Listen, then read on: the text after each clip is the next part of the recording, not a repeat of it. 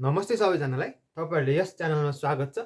आज चाहिँ हामी भेरिएसन्स अफ प्यारामिटर भन्ने टपिक डिस्कस गर्दैछौँ। यो टपिक भनेको चाहिँ हाम्रो डिफरेन्शियल इक्वेसनको च्याप्टर 3 सेकेन्ड अर्डर लिनियर इक्वेसनको हो। सो यो भेरिएसन अफ प्यारामिटरबाट चाहिँ के गरिन्छ भने हामीले non linear second order differential इक्वेसनलाई चाहिँ हामी सल्भ गरिन्छ।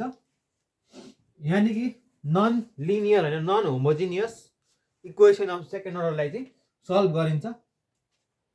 सुरुमा चाहिँ हामीले के जान्नुपर्छ भनेदेखि non homogeneous equation of second order चाहिँ कस्तो हुन्छ भन्दाखेरि त्यसको स्ट्रक्चर चाहिँ y double dash plus p t y dash plus q t qt y is equal to gt। यस्तो स्ट्रक्चरको इक्वेसनलाई चाहिँ हामी नन होमोजिनियस इक्वेसन भनिन्छ। Where gt is not equal to 0। gt को भ्यालु 0 भएको भए homogeneous equation of second order हुन्थ्यो, तर यहाँ चाहिँ gt को भ्यालु 0 नभएको कारणले यो चाहिँ non homogeneous equation of second order भयो। यहाँनिर के लेख्नुपर्छ भन्दाखेरि वेयर pt qt अनि gt इज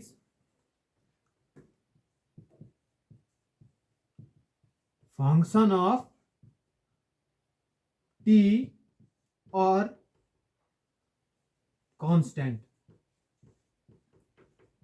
और फंक्शन अफ t मात्रै लेखौं, जहाँ चाहिँ pt qt र gt चाहिँ फंक्शन अफ t भयो भने चाहिँ हाम्रो यसलाई चाहिँ हामी non homogeneous equation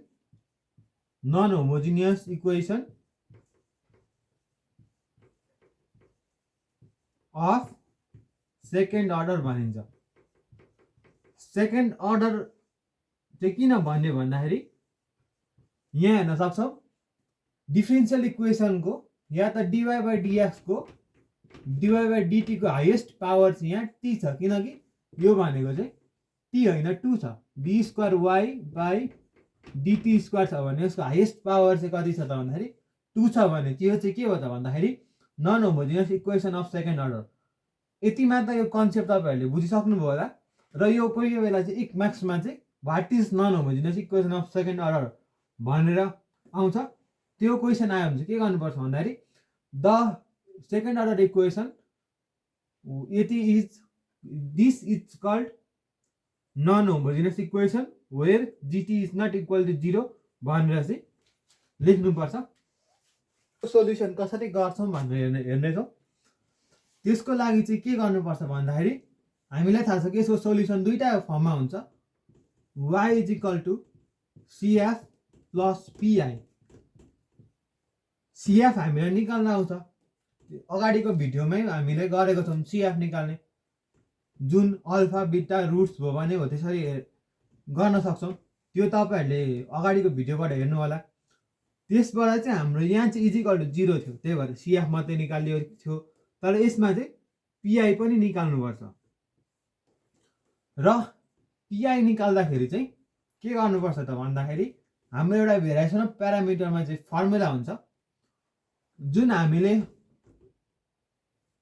cf निकाल्यौं, cf को चाहिँ जस्तै c1 अल्फा के मानेर गरौँ भन्दाखेरि चाहिँ cf निकाल्यो। cf बाट हामीले चाहिँ y1 र y2 निकाल्नुपर्छ। त्यो कसरी निकाल्ने भनेर चाहिँ म अब नेक्स्ट सेसनमा चाहिँ त्यो डिस्कस गर्नेछौँ। y1 र y2 निकाल्यौं, त्यसपछि हामीले चाहिँ रङ स्क्यान y1 y2 निकाल्ने छ। यो रङ स्क्यान कसरी निकाल्ने भनेर पनि हामीले अगाडिको भिडियोमा डिस्कस गरेको छौँ, त्यसमा हेर्नु होला। त्यसपछि हामीले चाहिँ pi is equal to minus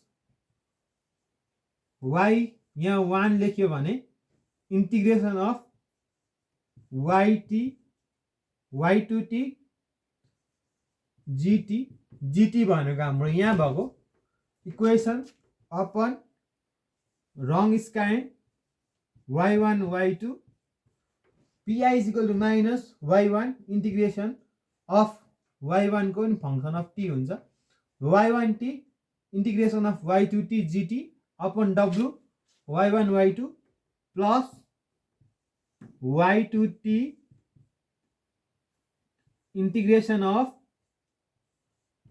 y1t gt by wrong scan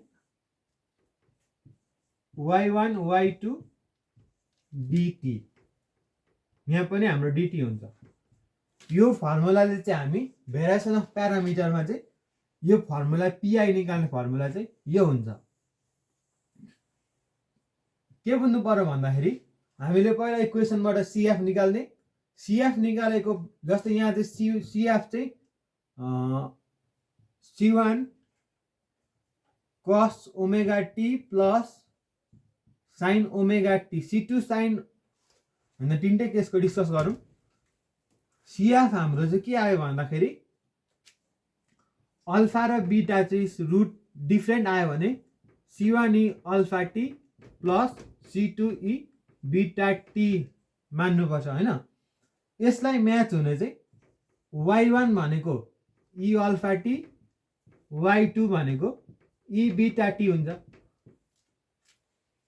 त्यस्तै हाम्रो चाहिँ के हुन्छ भन्दाखेरि c1 plus c2t e alpha t छ भने चाहिँ y1 भनेको e अल्फा t y2 भनेको e यहाँ t छ भनेपछि t e अल्फा t हुन्छ हो त्यसरी चाहिँ हामीले चाहिँ यही सीएफ बाट चाहिँ हामीले y1 र y2 लेट गर्नुपर्छ अनि त्यसलाई चाहिँ यो फर्मुला जुन छ pi is equal to minus y1 integration of y2t gt upon wrong scan y1 y2 dt plus y2t integration of y1 t gt upon wy1 y2 dt गरेर चाहिँ हामीले चाहिँ यो इक्वेसनलाई सल्भ गरेर चाहिँ हाम्रो के निक्लिन्छ भन्दाखेरि पीआई निक्लिन्छ अनि रिक्वायर्ड सोलुसन भनेको चाहिँ के हुन्छ त भन्दाखेरि रिक्वायर्ड सोलुसन भनेको yc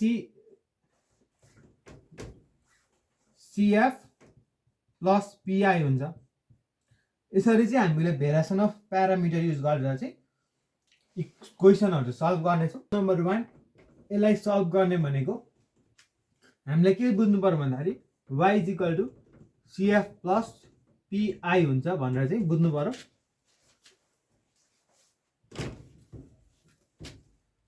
त्यसको लागि हाम्रो एक्जुलरी इक्वेसन हुन्छ cf निकाल्न चाहिँ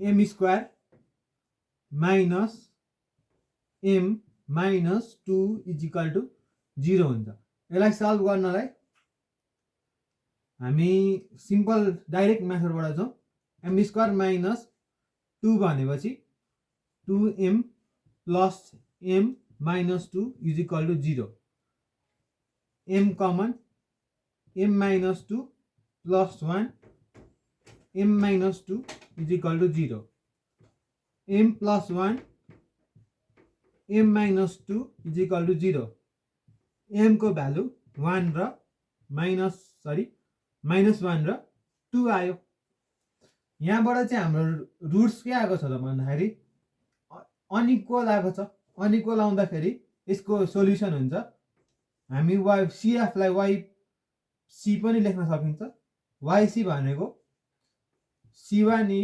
minus t plus c2e 2t चाहिँ हाम्रो yc भयो यहाँबाट टु फाइन्ड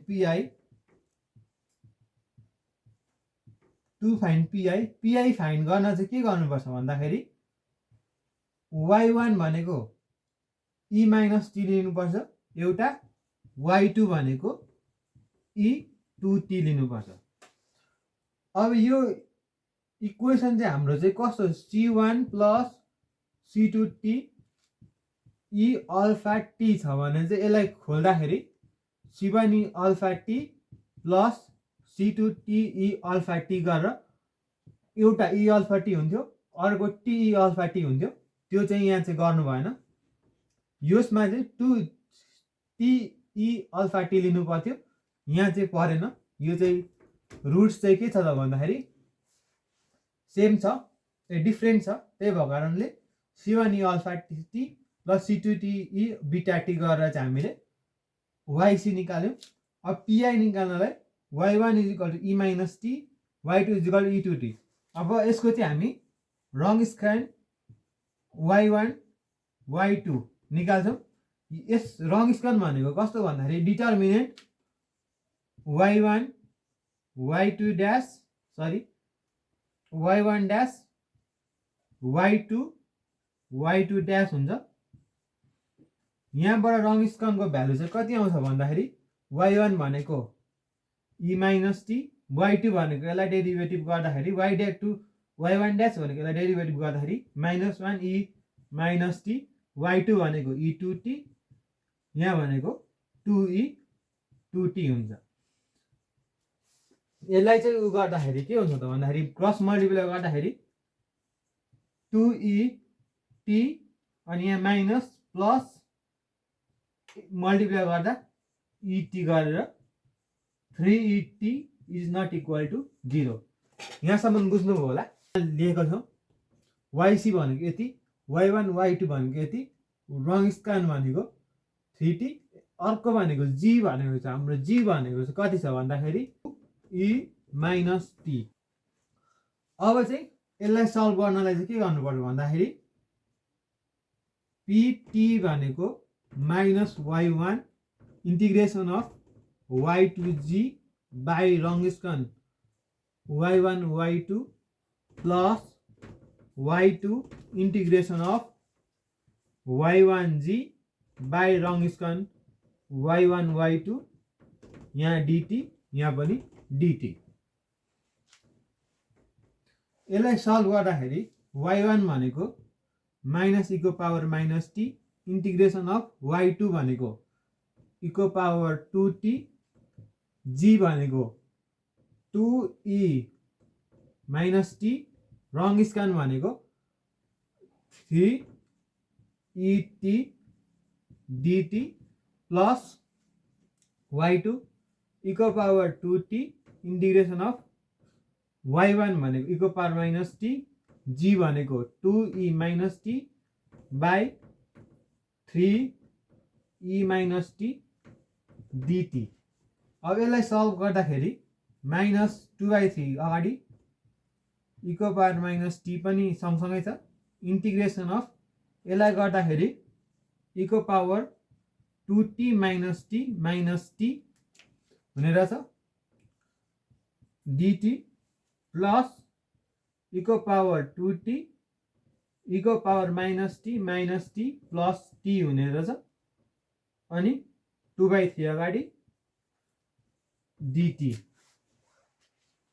त्यसपछि -2/3 इको पावर माइनस टी इन्टिग्रेसनमा इको पावर 0 dt प्लस 2/3 इको पावर 2t डट इको पावर कति भन्दाखेरि -2t प्लस t भनेपछि -t dt। यहाँनिर चाहिँ माइनस हुँदैन किनकि रङ स्क्वायर भनेको त इको पावर 3t छ, 3t गर्दाखेरि -t गर्दाखेरि -3t हुन्छ, यहाँ इन्टिग्रेसन पनि हुन्छ। यहाँबाट इको पावर 0 भनेको 1 को डेरिभेटिभ भने -t, -2/3 इको पावर -t, अनि इको 0 भनेको 1 को डेरिभेटिभ भनेको t, प्लस 2/3 इको पावर 2t, अनि यसको इन्टिग्रेसन भनेको इको पावर -3t बाई -3 हुन्छ। अनि यसलाई सल्भ गर्दा कति आउँछ त भन्दाखेरि -2/3 इको पावर -t प्लस यहाँ माइनस माइनस 2/9 यो माइनस प्लस माइनस माइनस भएर 2/9 इको पावर माइनस टी। यति चाहिँ हाम्रो के भयो त भन्दाखेरि पिटीको भ्यालु हो। पिटी मतलब पिआई भनेको पिआई को भ्यालु भयो। पिआई को भ्यालु यति निक्ल्यो। त्यही भएर हाम्रो सोल्युसन के भयो त भन्दाखेरि y is equal to yp plus yc yc plus yp। Solution के भयो त भन्दाखेरि yc भनेको यति c1e minus t plus c2e 2t प्लस यहाँ माइनस माइनस 2/3 इको पावर माइनस टी माइनस 2/9 इको पावर माइनस टी चाहिँ हाम्रो रिक्वायर्ड सोल्युसन भयो।